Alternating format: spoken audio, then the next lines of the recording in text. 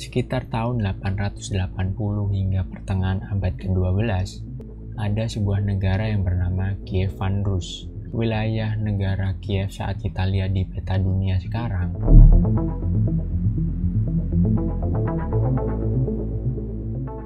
Cuplikan video tadi adalah video gue yang ngebahas soal sejarah dan ambisi Ukraina melawan Rusia. Cuman video itu gue batalin karena menurut gue udah banyak banget yang bikin video kayak gitu cuy. Dan gue merasa ngapain orang mau nonton sebuah tema yang sama dari orang yang berbeda gitu. Tapi gak apa-apa sih, itu nanti tetap gue upload untuk koleksi video di channel gue gitu, walaupun gak ada yang nonton juga sih. Oke, jadi gue langsung masuk aja ke pembahasan sih. Udah lebih dari 10 hari Rusia melakukan invasi ke Ukraina. Entah kalian mengikuti atau enggak, maupun enggak peduli sama sekali. Tapi kalau kalian bermain yang namanya smartphone dan membuka media sosial, gue yakin secara tidak langsung kalian pasti mengikuti berita dan kalian semua juga pasti udah merasa cukup mengerti dengan apa yang terjadi mulai dari sejarah dan penyebab terjadinya sebuah konflik di Ukraina dan Rusia. Yang jadi masalahnya adalah ada beberapa orang yang tidak ada kepentingan apapun, merasa dirinya si paling tahu dan si paling mengerti, memberikan sebuah statement atau pendapat secara menggebu-gebu melalui media sosial yang ternyata apa yang dia sampaikan itu nggak ada benarnya sama sekali, Pak. Yang lebih parahnya lagi, statement atau pendapat mereka malah dipercaya oleh orang lain dan kemudian disebarluaskan tanpa tahu bukti dan kenyataan yang sebenarnya. Itulah yang menjadi masalah utama di negara kita selama ini. Menjadi pembahasan utama gue kali ini yaitu mengenal lebih tentang sebuah propaganda. Sebenarnya banyak banget video tentang sejarah Rusia dan Ukraina, cuman yang ngebahas soal propaganda dari sebuah kepentingan politik di Ukraina dan Rusia itu jarang banget, Pak. Sebenarnya strategi propaganda sendiri sudah pernah dilakukan pada ratusan tahun sebelum Masehi, yang digunakan oleh para raja-raja untuk menduduki tahta sebuah kerajaan. Bahkan sampai sekarang, propaganda selalu digunakan terutama dalam hal politik dan perang. Tanpa kita sadari, sebenarnya kita termasuk korban dari sebuah propaganda. Umumnya pengertian sebuah propaganda adalah suatu jenis komunikasi yang bertujuan untuk mempengaruhi pandangan serta reaksi tanpa memperdulikan nilai benar atau tidaknya suatu pesan yang disampaikan. Seiring berkembangnya zaman, apalagi teknologi, menjadikan strategi propaganda ini menjadi sangat ciamik, Pak. Kenapa? Karena penyampaian sebuah propaganda ini dapat dipermudah cara penyampaiannya, dikemas dengan sangat menarik, dan tampak terlihat seperti sebuah kebenaran yang sangat nyata. Sebuah propaganda itu dapat dikatakan berhasil jika mereka para korban yang dipengaruhi meyakini bahwa apa yang mereka lakukan itu berdasarkan sesuai dengan kehendak dari mereka sendiri. Pertanyaannya adalah, apakah propaganda yang dibuat oleh Ukraina dan Rusia bisa dikatakan berhasil? Kalau menurut gue ini sangat-sangat berhasil, Pak. Terutama di negara kita sendiri, yaitu Indonesia. Sebenarnya hal ini sama sekali nggak baik, Pak, karena dampak dari sebuah propaganda ini, masyarakat di negara kita ini tampak terpecah karena sebuah pendapat dan pandangan yang berbeda-beda.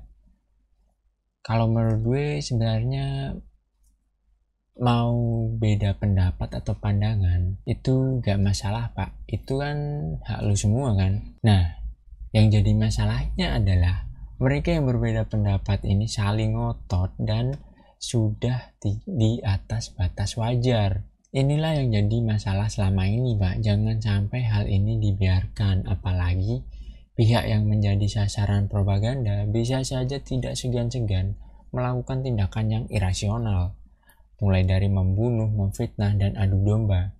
Ditambah lagi jika itu menyangkut dengan agama dan keyakinan. Dalam sebuah propaganda tidak lepas dari unsur kebohongan dan hoax. Itulah kenapa begitu mematikan dan berbahaya sebuah propaganda.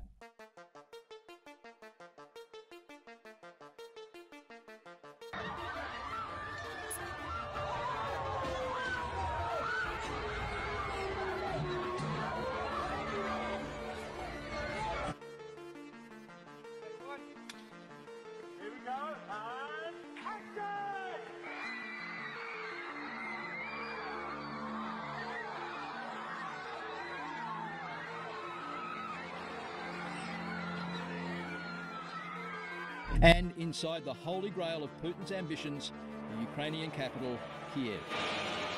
7 News gave us that ominous display of Russian military might and showed it again on the late news that night. But if you thought that formation of 10 fighter jets looked a little bit sus, well, you'd be right. Because the original footage is of a Moscow air parade 2 years ago, and the air raid siren has been dubbed on top. So, Russian jets, yes, but not over Kyiv, not invading Ukraine, and not from last week. So where did it come from? Twitter, of course. And this Moscow account, set up in November, called Russia Attacks, claiming this morning in Kiev. And 7 was not the only network to be tricked by the barrage of bogus images on social media. 10's The Project was also caught out.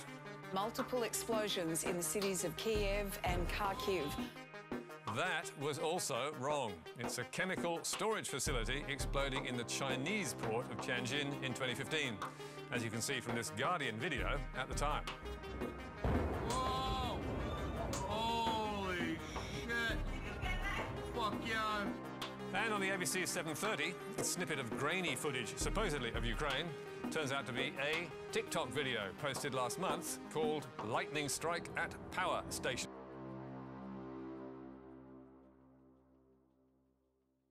Menyuarakan suatu perbedaan pendapat itu adalah hak semua orang.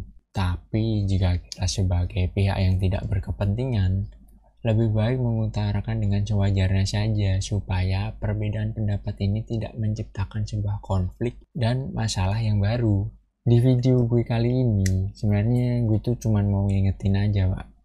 Jangan sampai kita terjebak dalam sebuah konflik yang kita ini sebenarnya bukan bagian dari sebuah konflik itu sendiri. Pahami latar belakang pemimpin dari Rusia dan Ukraina, di mana Putin adalah seorang mantan intelijen KGB dan Zelensky adalah seorang mantan aktor, sutradara, dan komedian. Jangan pernah menganggap rendah seorang aktor atau komedian dalam dunia politik, Pak. Justru kita patut curiga gimana ceritanya seorang komedian bisa jadi presiden di negara yang memiliki potensi konflik. Karena profesi seorang mantan intelijen dan aktor, jelas sekali, Pak, kalau mereka ini sama-sama sudah berpengalaman di dunia peran dan sandiwara.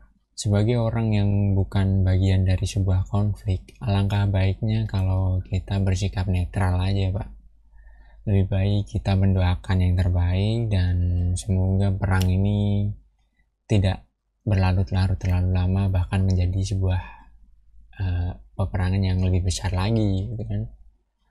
Karena yang paling berdampak dan paling menderita adalah orang yang berada di tengah-tengah konflik itu sendiri. Jangan sampai kita yang udah di luar konflik malah ikut-ikutan masuk atau mungkin membawa sebuah konflik ke kehidupan kita yang sebenarnya, gitu kan.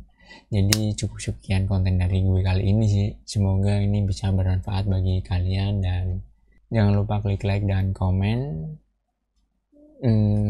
Oh ya, bantu gue ke 500 subscribe, Pak, karena ya semoga gue berharap sih tahun ini channel ini bisa jadi lebih baik lah. Terima kasih dan sampai jumpa. Thank you.